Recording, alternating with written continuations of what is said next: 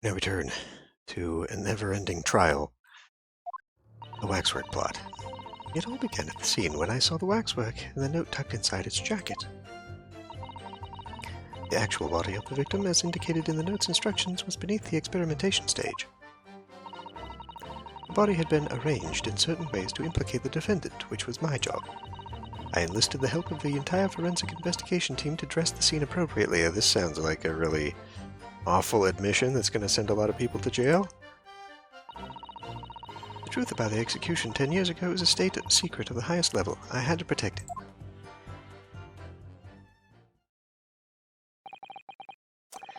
So I was right. The stage and the machine were all specially designed for the deception. So it seems, and all meticulously prepared. You did well to see through it. You are a very shrewd boy. So kind of you to say. And what about this autopsy report, then? All I did was record the location of the body as being in the Crystal Tower instead of under the stage. That's all. That's a terrible corruption. Only my team were aware of the deceit, and then only under my explicit instructions. Nobody else at Scotland Yard knew anything about it, I assure you. We must be thankful for small mercies, I suppose. Well, I believe that testimony has clarified everything. There's no particular need for a cross-examination, I would say. No, I disagree. I can't shake the feeling that something's wrong. Just look at that expression on Dr. Scythe's face. It's the defense's right to cross-examine any witness following testimony. What is it about you Japanese that make you all so doggedly persistent? Very well, if you so desire, counsel, proceed with the cross-examination. Yes, my lord. Even the judge is ready for this trial to be over.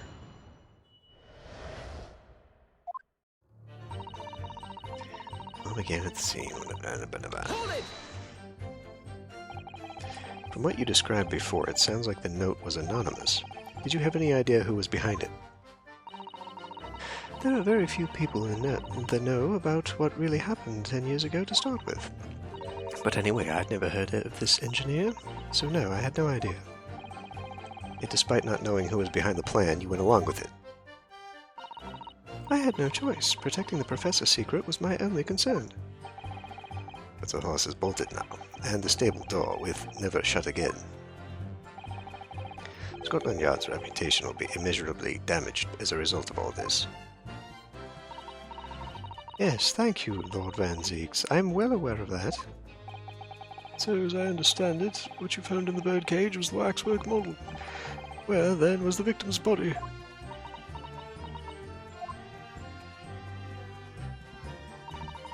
Actual body of the victim in the structure beneath the experimentation stage. So you knew about the special construction of the stage used to carry out the trick, then? It was quite obvious what had happened with the victim and the waxwork. And you switched the two over, didn't you? In other words, you recorded the victim's body as having been discovered in the Crystal Tower, and the waxwork... I wrapped it and sent it by carriage to the specified address at the specified time. And why were you given such directions? Presumably so it could be recovered by Drebber and returned to Madame Tuspel's. I see. And then you put the birdcage back on the experimentation stage. Yes, although someone obviously made a mistake about which cage should go where. I thought I'd made it perfectly clear to the team, but still. I suppose you were focused on the victim's body, that being a more important detail.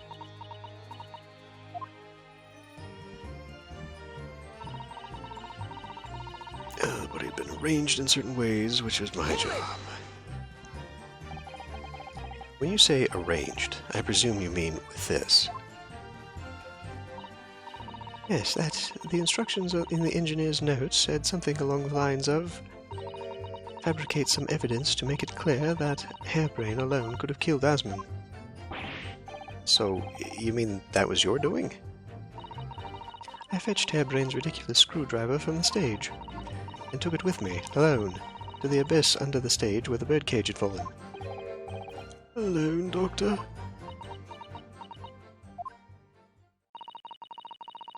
didn't feel it would be appropriate to involve anybody else in that particular part of the deception. I still maintain that screwdriver was used as an arrow. There was a void under the stage where I found the bird cage lying in the dirt.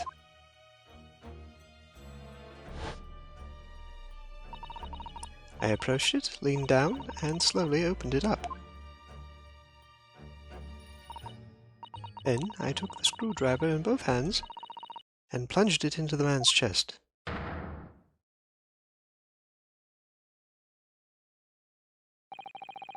And then you noted that in your fake autopsy report as a fictitious cause of death. Exactly. So the actual cause of death was the trauma resulting from the 30-foot drop. My word. What is it, Mrs. Sato? Something about Dr. Scythe's last statement. He's playing on my mind, that's all. Yes, mine too. Dr. Scythe. There's really no need to shout. I can hear you perfectly well. The defense calls for you to add what you just said to your formal testimony. Oh, which part? What I want her to supplement her testimony with is the real cause of death, or what she did to the victim. Probably that, huh? How you stabbed Mr. Asman in the chest, that part. Fine, if that's what you want, but there's really no need to point. The prosecution concurs.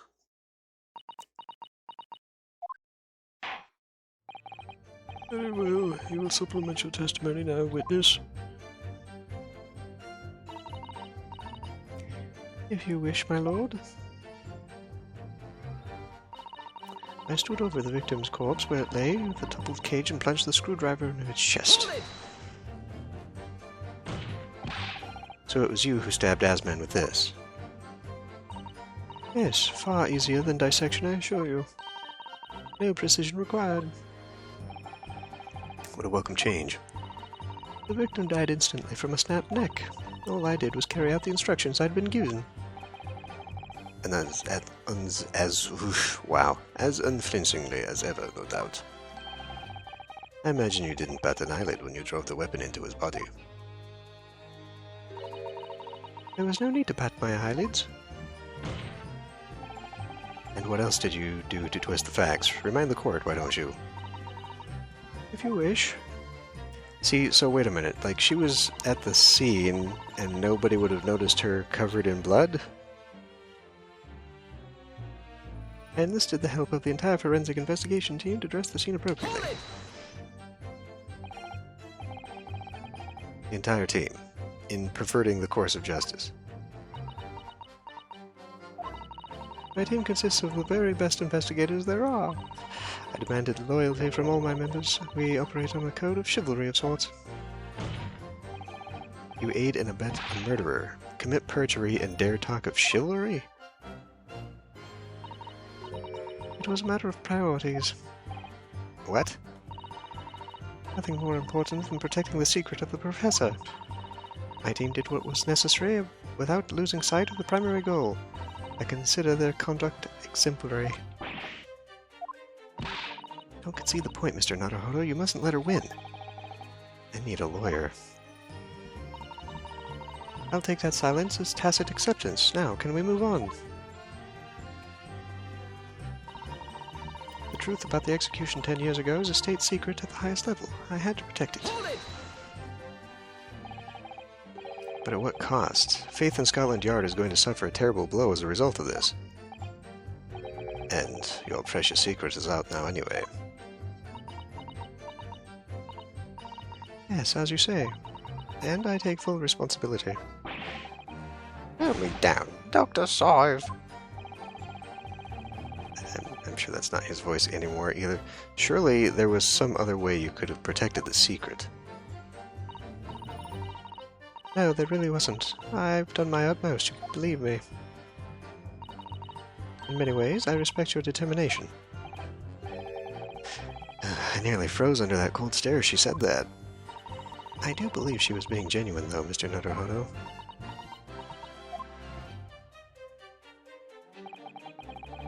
So that's her story. She's admitted everything and revealed her full involvement in the crime. I do wonder if there could really be much more to it. Well, I don't know, but I just have a feeling. Do you, Mr. Naruhodo? The truth is, I find it strange too. How those two are reacting to this in completely opposite ways, I mean. Yes, exactly. For some reason, I feel sure they're still trying to hide something.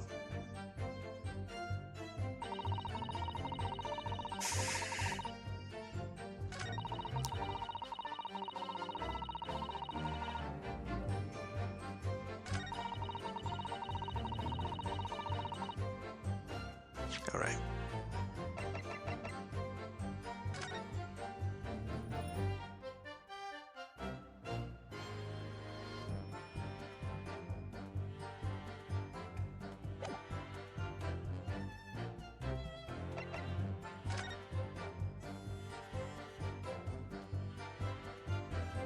See, that could easily fit inside the crossbow.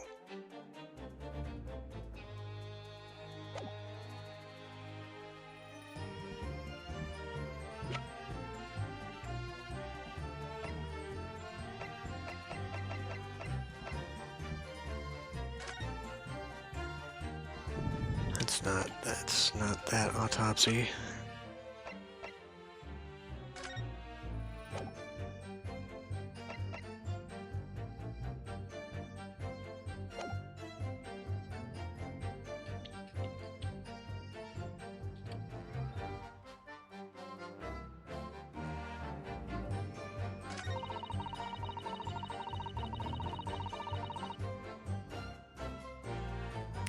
I mean, I guess we can do this one.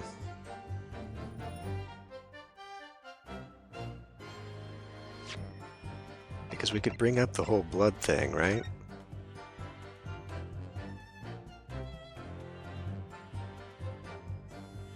Because I'm still convinced that this is a bullet wound from the guy being shot, but that was a long time ago, though, right?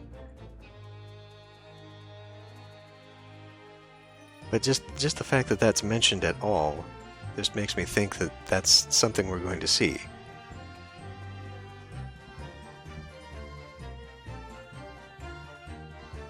It was mentioned that he was alive and then he was shot. So somewhere, the bullet wound is how we tell the difference between the bodies. I mean, maybe it's not a waxwork, maybe it's embalmed, although embalmed bodies still decay.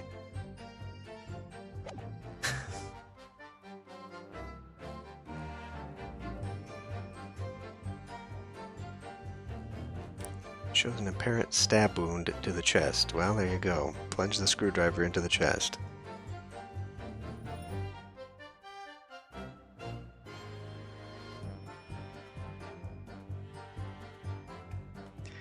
But why... Alright.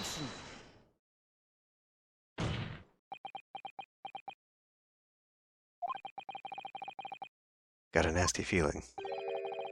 This inconsistency points to an extremely uncomfortable truth. What on earth is the matter, Counsel? Have you lost your tongue? I apologize, my lord. Dr. Scythe, in that last statement of yours, there's just one point. It seems to defy explanation. Why is it doing auto right now? Don't do auto right now. Jesus.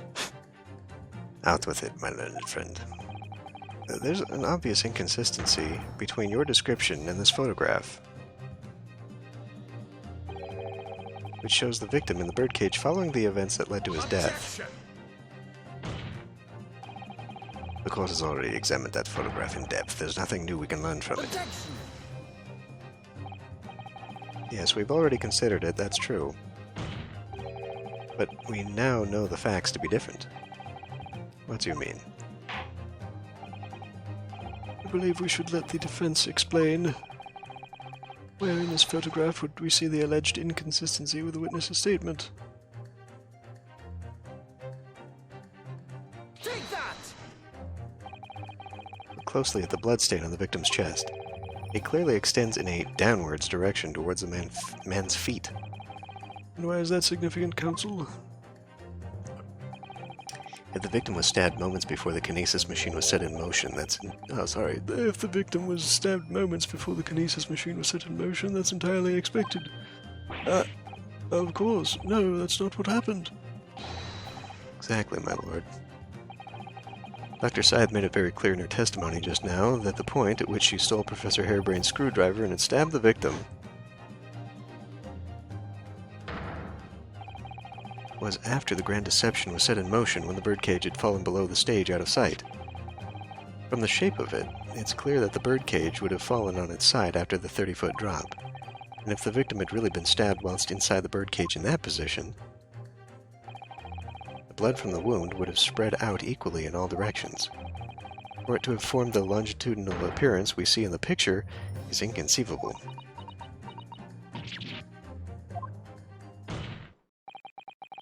Given that the victim's blood seeped vertically downward from the wound, it must be the case that when you stabbed Mr. Asman, he was standing up. In short, Dr. Scythe, your latest testimony was a total fabrication. I have to admit, this is a very obscure point. I knew it, I was right. Now I've identified the contradiction, there's only one way to explain the facts. We've all been under a great misapprehension here. Annie, what sort of misapprehension? Dr. Scythe, you claim you were coerced into helping Mr. Drebber as a result of the note he left in the waxwork. You claim you made changes to the scene of the crime to implicate the defendant, and you claim that you authored a fake autopsy report to cover your tracks. But one of those claims is an out-and-out lie, because the question of what the bloodstain really tells us has only one possible answer. If that is the case, what is it, man?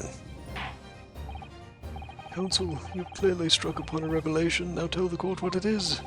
Which part of Dr. Scythe's story is shown to be a lie by the contradiction in her testimony? I guess it would have to be the stabbing of the victim then, yeah? The answer is very simple, if you consider the sequence of events. If, when the victim was stabbed, the blood from the wound seeped downwards as it did, we can be sure that the victim must have been either sitting or standing upright at the time. But as you rightly pointed out, the birdcage would have fallen on its side when it fell beneath the stage. Yes, it would, which tells us that the victim must have been in that position of his own accord. Objection! That's impossible. The man was dead, remember? No, that's the misapprehension.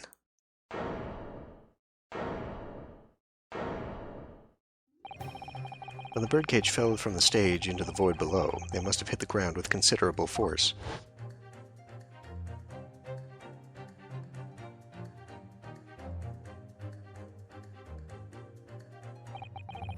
Mr. Asman didn't die in the fall.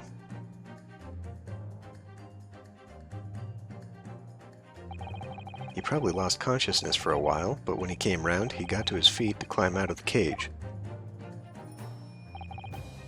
Just as Dr. Scythe appeared.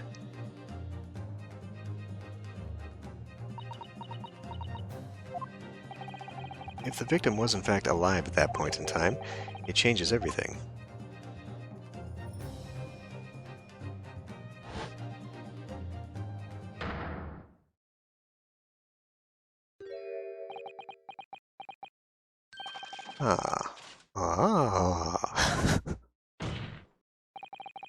Mr. Odie Asman's killer wasn't the defendant, Professor Albert Harebrain, nor was it the mastermind behind the stage trickery, Mr. Enoch Drebber.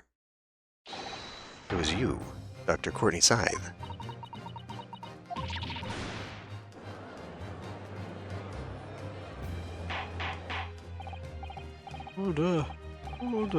Can this possibly be true? Have you been taking me for a fool? It was you, was it? You killed him? You hoped that by admitting to being an accomplice in Mr. Drebber's scheme, the trial would end before you were accused of a far worse crime. Cold-blooded murder. Oh, do shut up. Oh, so desperate now you're making all this up, as if I would do something like that. I assure you the defense is not desperate, Doctor. Mr. Naruhodo has established the facts using evidence and logic alone. Ha, logic. Don't make me laugh. Sadly, your logic has a gaping hole in it. What do you mean?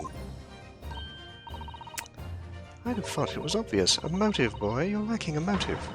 What possible reason would I have to kill Mr. Asman? Asman was involved in any number of criminal activities, from coercion to theft to murder. But there's no known connection to Dr. Scythe here. I'm rather relieved to say it does seem somewhat far-fetched. True, there's no obvious motive. But there's still something in the back of my mind. I feel sure I've seen something somewhere that hints at why the coroner might have done this. Might you have?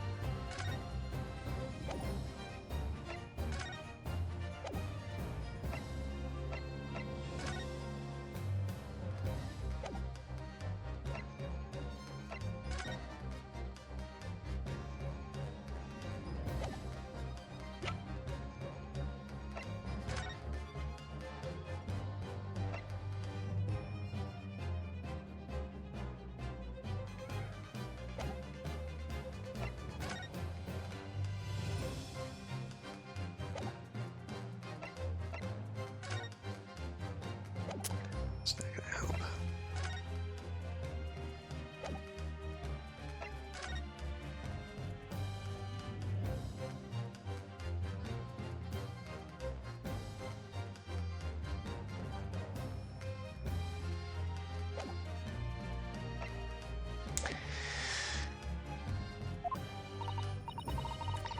Yes, I might have tampered with the crime scene and concocted a fake report, but murdering someone for no reason is a very different story.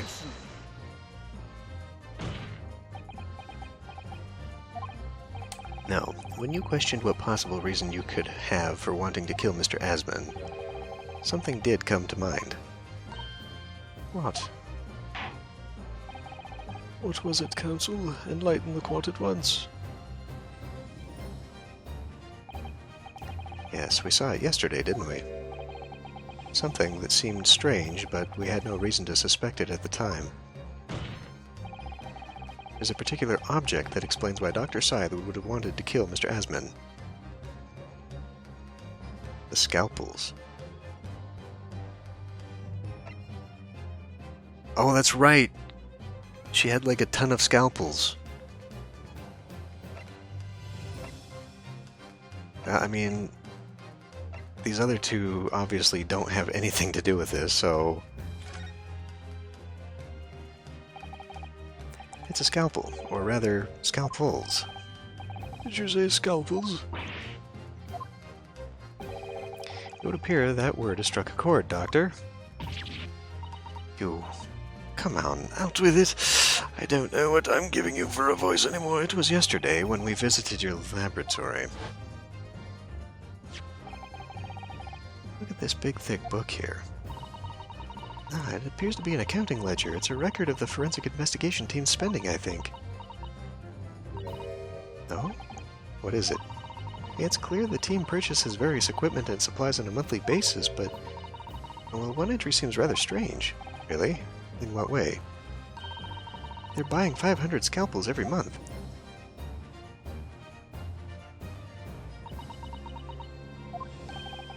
500 scalpels a month? At first I wondered what on earth you could be using that many scalpels for. But actually, I realize now it's not the scalpels themselves that are significant. It's the money for them, disappearing every month from the department's accounts. Asman's criminal organization relied heavily on extortion for its funding. Tracing the money from the forensic investigation team's account to find out where it was going would be extremely straightforward.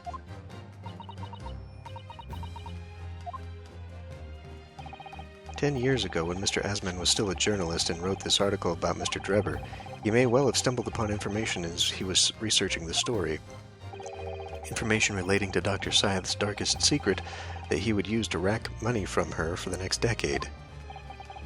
The darkest secret? Good lord, you mean? I don't know what happened on the night of that execution 10 years ago, but clearly the opportunity to rid yourself of that menace was too tempting to pass up. So in the end, you weren't coerced at all, were you? You did it entirely of your own free will. You stabbed Mr. Asman in the heart with all your might, to silence the blackmailer who knew your dark secret forever. Okay, but we still haven't figured out what happened. You'll never understand, none of you. What we've had to keep covered up all these long years.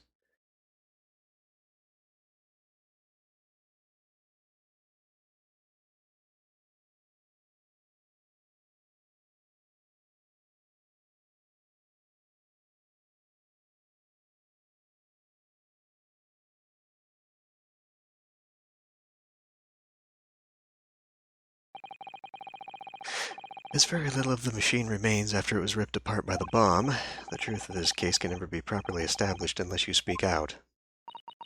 And if you decide not to, it's very possible that Courtney Scythe will escape punishment for her crimes. Please, sir, own up to what you've done, and tell the court the truth about what happened. Wait, what do you mean she'll escape punishment for her crimes?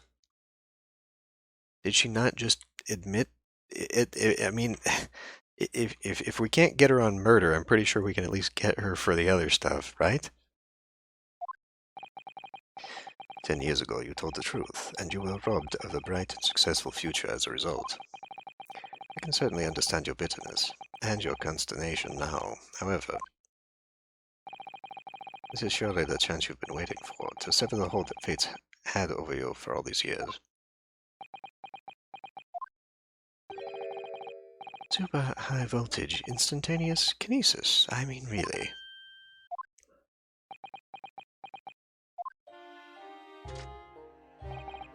It's the addle-brained mock scientists that are the worst, you know.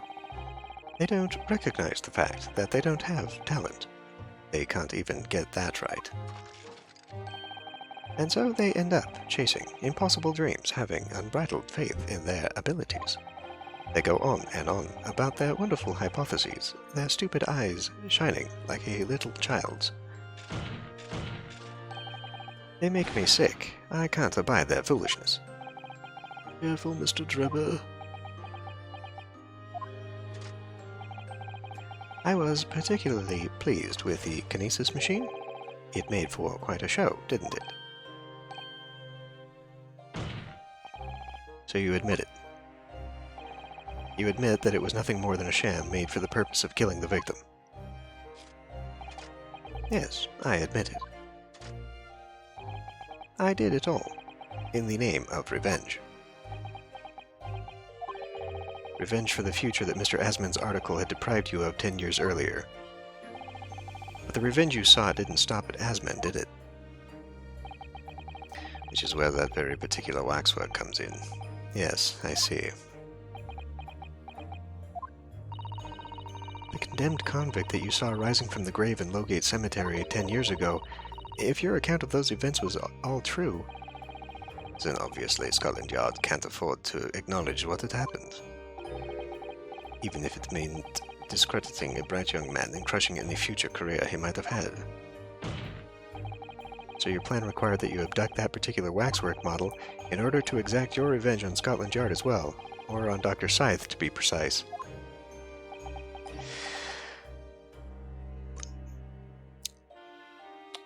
Okay, but how did he uncover the fact that she was being blackmailed?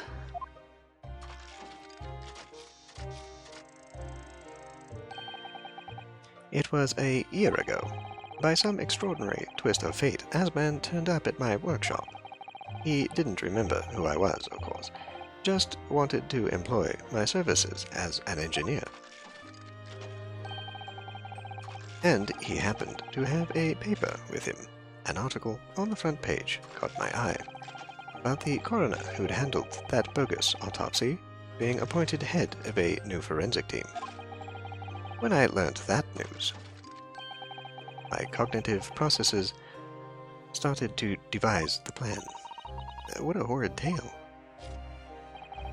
He robbed me of my future, so I wanted to use the man's own wiles against him for revenge, and have that rotten Scotland Yard eating out of my hand at the same time.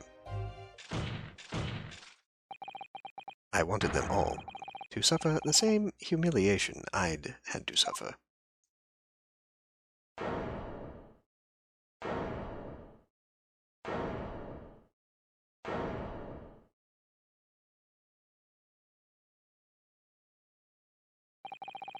Your actions against those who'd ruined your future were justified as revenge, and yet, to yourself, or at least to yourself, rather. Certainly no one has the right to destroy another's prospects, especially for purely selfish gain. And yet, in carrying out your plan, you did exactly that to someone else, didn't you? Did I? Professor Harebrain's only crime was passion for his hypothesis, but you had no compunction about sacrificing his future to effect your revenge. You knew that he would be forever branded a failure and a fraud.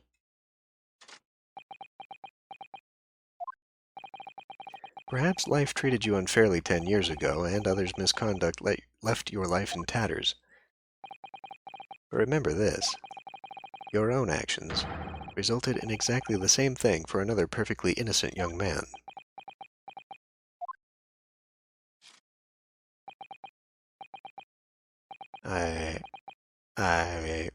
Does not come.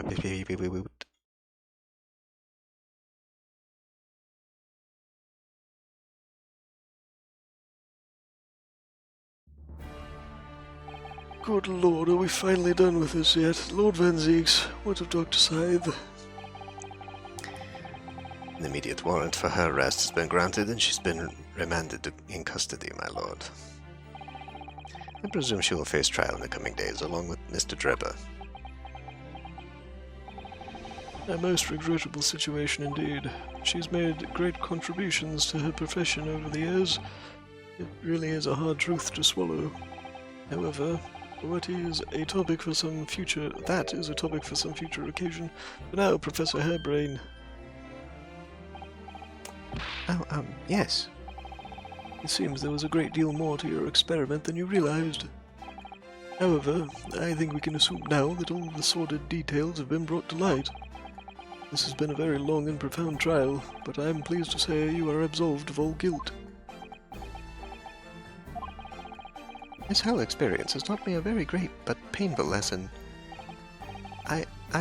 Me, this dedicated scientist, this devotee of natural philosophy. I've been selfish and self-centered, and above all, a fool. Professor, I've spent my life thinking of nothing but research, misguidedly believing that I could do whatever I set my mind to, despite my lack of talent. And the worst of it is, in the process, I've caused others pain and misery. Others who are far, far greater people than I. No, Professor, that's not true. We all enjoyed it immensely. What? Don't tar yourself with the same brush as Drebber. What happened was his doing, and his alone. This outcome is his fate, not yours. You're not to blame in any way. Lord Van Zeeks. Stop saying people's names. What is with that? And the derision with which he referred to you earlier, calling you a fool, talentless even. The man has no idea. To believe in yourself and you'll work your fingers to the bone to realize your dreams. That's laudable, not laughable. No one has the right to deride another for such choices. Oh. Thank you, Barak. So, ladies and gentlemen of the jury, Yes, my lord. it is this court's expectation that you find the defendant not guilty of the charge of which he stands accused. I presume there are no objections. None for me, my lord. Certainly not. This trial has really made me think, but this is the right decision. It's all proven methodically and rigorously. I have no misgivings whatsoever. What's that? He's done it, is he? It's all over. I don't know what's become of the yard these days, or don't recognise the place. Thank God if we can be done with those voices. Very well. In that case, I hereby pronounce the defendant Not guilty.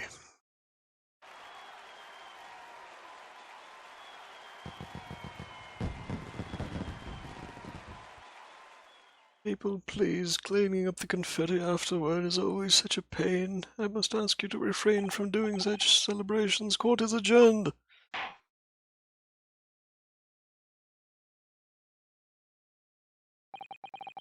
It's over. That was some trial.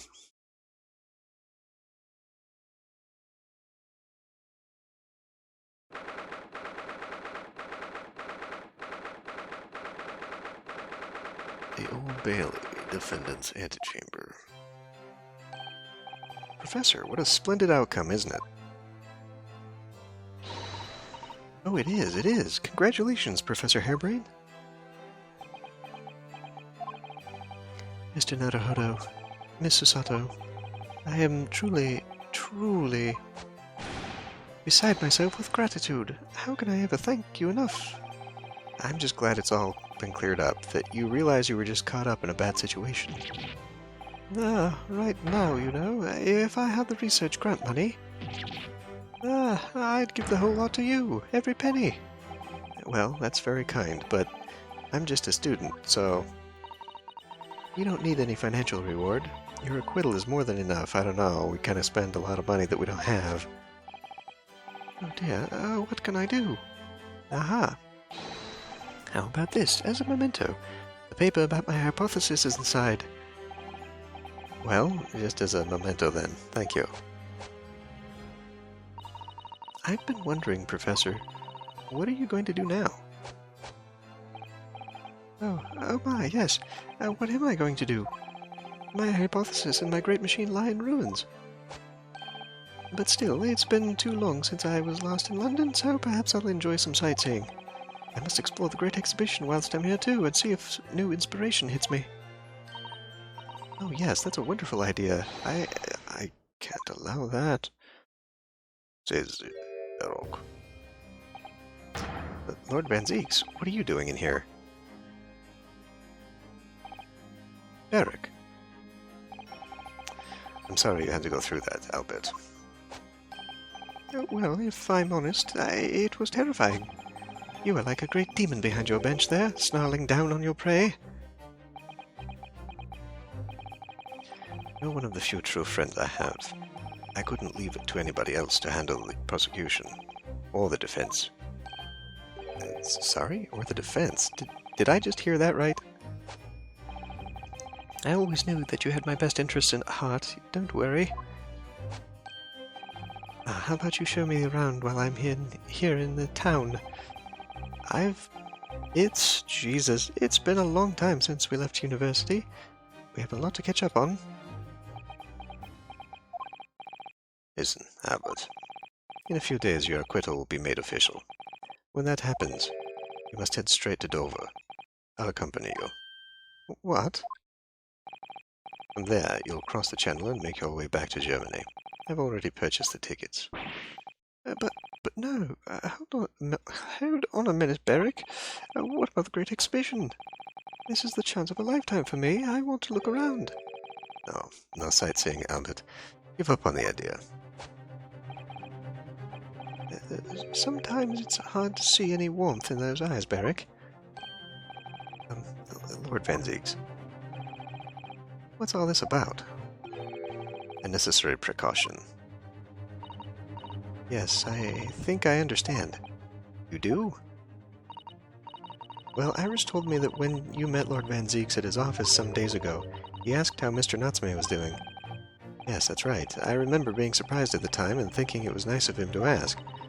The point is, Mr. Natsume is still alive and well, even though it's been more than 6 months now since he stood trial with the Reaper as the prosecutor. Ah, you mean the Reaper's influence doesn't stretch overseas? Those in the Reaper's sights meet their ends days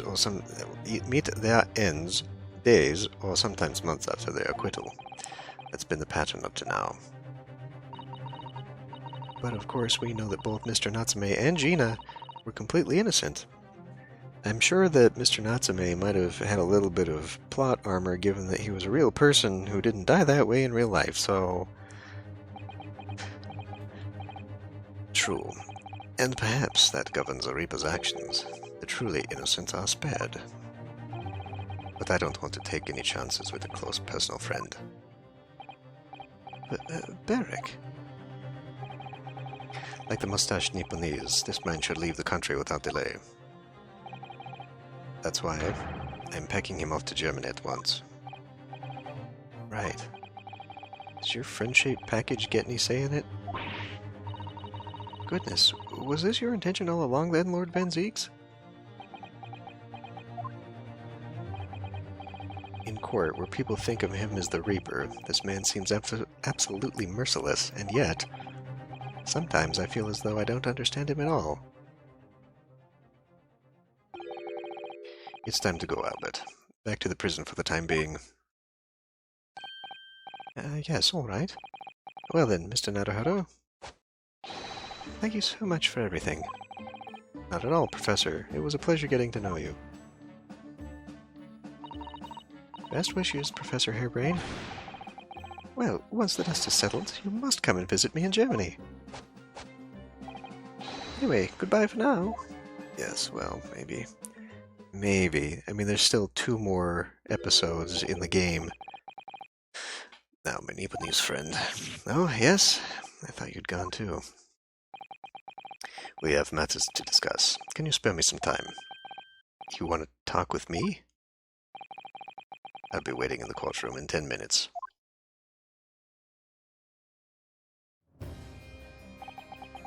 Well, that was strange. For some reason, I didn't get that sense of impending doom as he walked away this time.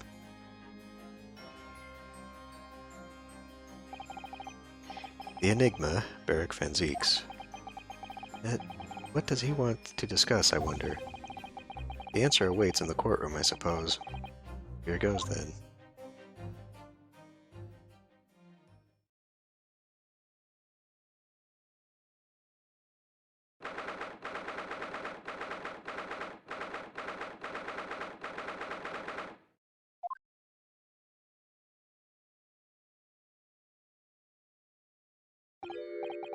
So, are you satisfied? You saved the guileless scientist from a great injustice. Yes, I think so. I'm relieved, at least, that the man's innocence could be proven. Anyway, I imagine you've been wondering where my animosity towards you Nipponese comes from.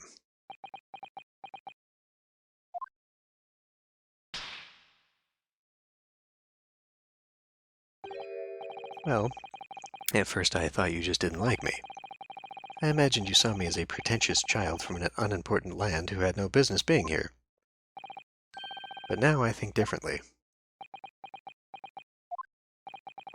You clearly know our ways, so I would guess that some specific incident led to your thorough dislike of my race.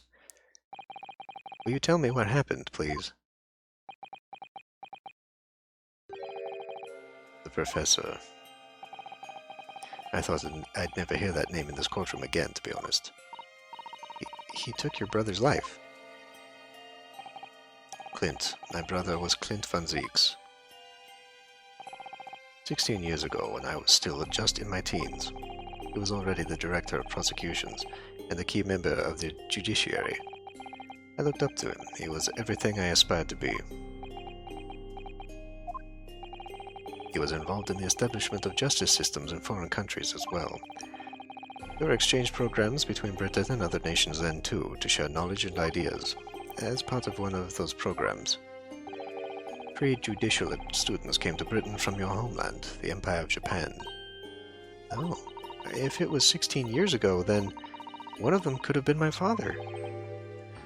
Of course, I remember Dr. Mikotoba well. I had no idea. I was a minor at the time, training at the prosecutor's office. One day, Clint introduced me to the 3 visiting Nipponese. So, you've actually met my father. He and his colleagues were polite and amicable. They were adept at their work and exacting in their standards. It was my first encounter with the Nipponese spirit, and it made a very great impression upon me. 6 years later, that's when it happened. The investigation was going nowhere. There were no suspects even, just an ever-growing list of victims. And in the end, my brother became one of them. The last, in fact, before the case was finally resolved. So sorry, Lord Ranzeeks. Truly. Clint was always ready to put his life on the line for justice anyway, so he wouldn't have wanted it any other way. He lost his life to the killer, but it was his victory in the end. For me personally, though, it was a great loss. I found myself in a very dark place indeed. When I finally found out the killer's identity, the reason why no one had been able to catch the man sooner ceased to be such a mystery. But he'd been hiding in plain sight all the time. In plain sight? Are you aware of political events 10 years ago? It was a period of extremely sensitive diplomacy between the British and Japanese empires. A new treaty was being forged, I think. Correct. The Anglo-Japanese Treaty of Friendship and Navigation was being concluded. The leaders of both countries were deep in extensive political discussions. Which is why this particular killer's appearance in court was conducted as a closed trial.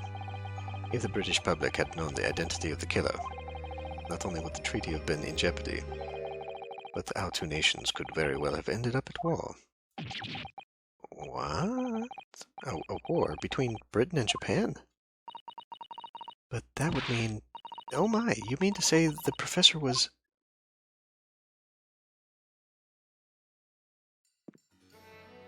When the trial reached its conclusion earlier, I thought to myself, yes, it's time.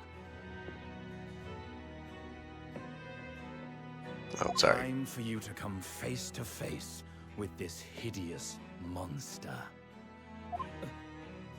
I borrowed the key for the mask from the proprietress of the Waxwork Museum. So see for yourselves now. Confirm it with your own eyes. The truth that's been hidden this past decade.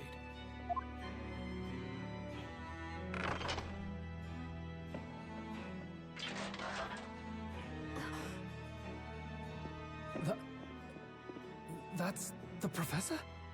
Yes, that's him. Until now, the thought never even crossed my mind. I'm not sure why it's necessary for me to have input in this. That the mass murderer, whose crimes shook Britain as never before, was Japanese. Wait a minute. That face. I feel as though I've seen it somewhere. It's strangely familiar.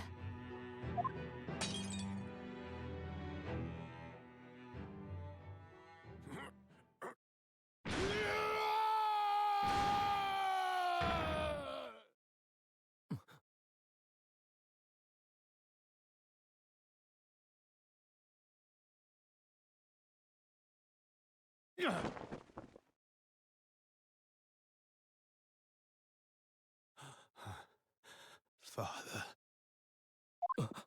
What? Father?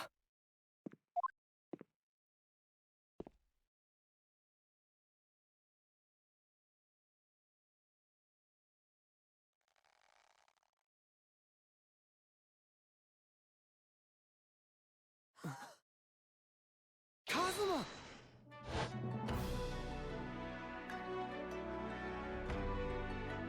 My best friend, Kazuma Asogi. After a whole year, finally his memories returned.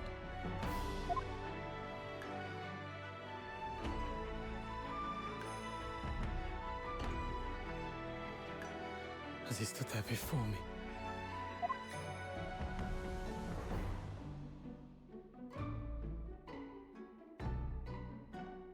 Ryunosuke.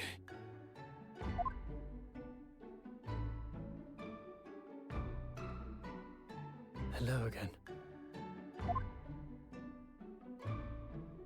My friend. Kazuma-sama! Judicial Assistant Mikotoba.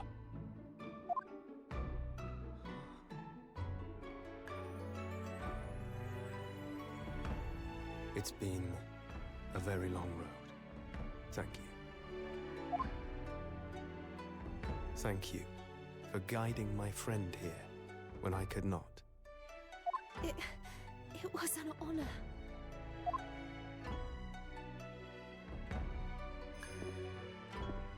I knew you wouldn't die that easily, Kazuma. I owe you thanks, too, for taking good care of that in my absence. Oh. Karuma, great blade of the Asogi clan, passed down through the generations.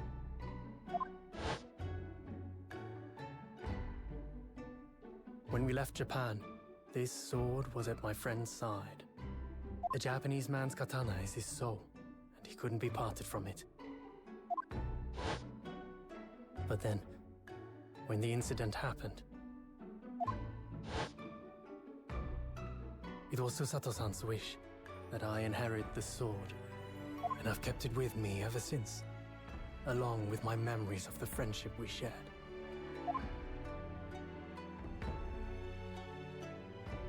With this by my side, I always felt that you were watching over me somehow.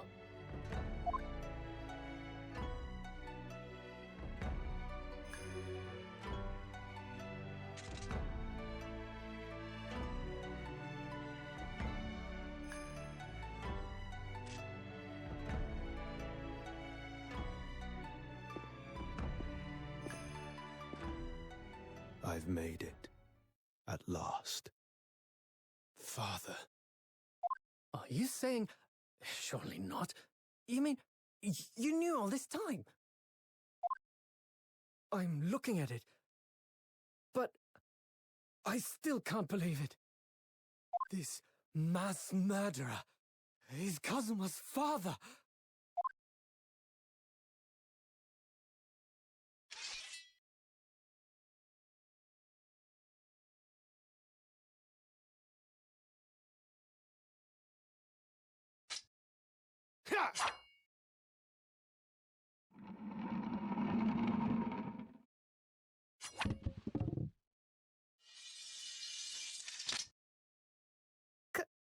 Kazuma-sama.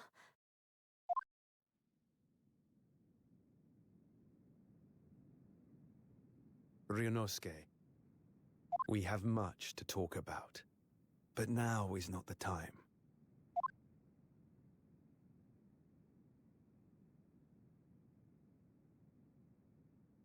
I'll be seeing you.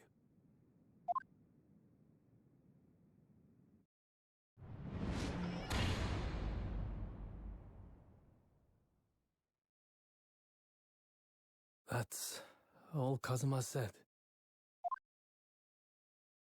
Before he turned and left us there, in the courtroom.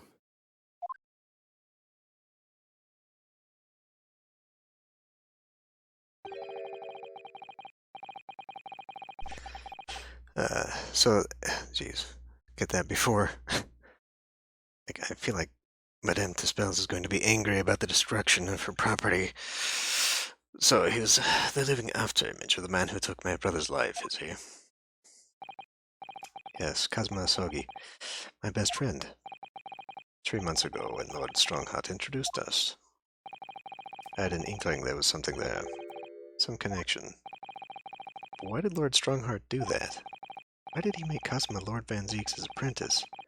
And when he was suffering amnesia, too. Man was apprehended, even executed. But his legacy just won't die. That's the sad truth. Anyway, that's all I had to say. I thank you for meeting me, as I asked.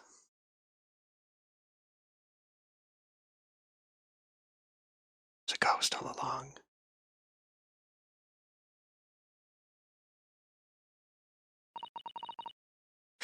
"10 years ago, my grandmother took me to the railway station. We were there to meet my father from the train. For me, it was the first time I'd ever seen him." Where's Sato-san? All this is tied up with the painful memories for her, too.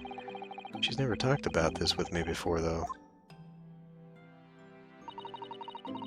It took time to adjust to having father around, but just when I was starting to get used to it, he called me into his study one day. He told me that a great friend of his had passed away in London, and that the friend had left behind a son. A boy, 7 years my senior. Father told me the boy had made a promise to his late father, so he was studying to become a defense lawyer. I wanted to help, so I studied to become a qualified judicial assistant. As I'm sure you've worked out, that young man's name was Kazuma Asogi. So you see, that's how he and I met. Isn't she canonically like 15, 16? For a brief moment, my great friend had returned, only to disappear again all too soon. But in that fleeting encounter, something stirred. Something that had been dormant for a long time, as if great wheels had been set in motion. I could almost hear them creaking into life. In some ways, it was the end of a chapter, but in many, it was the start of a new one.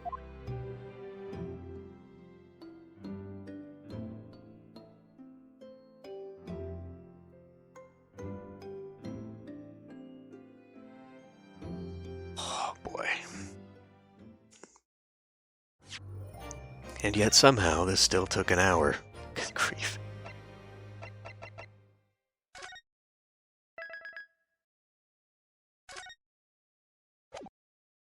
Alright.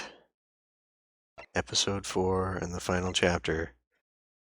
God, this is gonna be like 100 episode Let's Play, at least. See you next time.